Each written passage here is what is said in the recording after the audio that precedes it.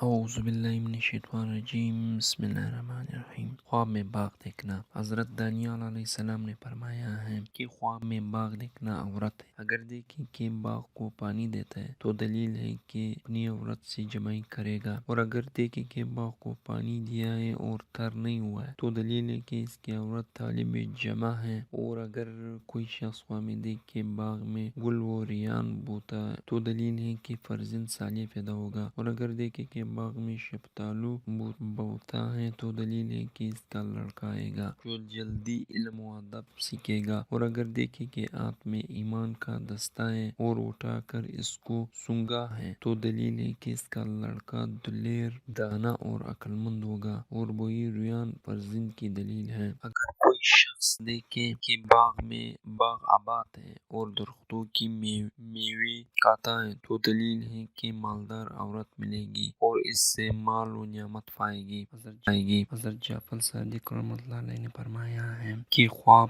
میں باغ کا دیکھنا 7 وجوہات پر ہے۔ اول، خوبصورت عورت، دوم فرزند اور نیک عورت، دوم عشق و عشرت، چارم مال، پنجم بلندی، ششم شادی، ہفتم باغ کو خواب میں دیکھنے والا عورت کو قائم کرنے والا ہے، اور اگر دیکھے باغبانی کرتا ہے تو دلیل ہے کہ مالدار عورت کرے گا اور اس کے شغل میں مشغول ہوگا اور سب طرح کی مواقفت کرے گا۔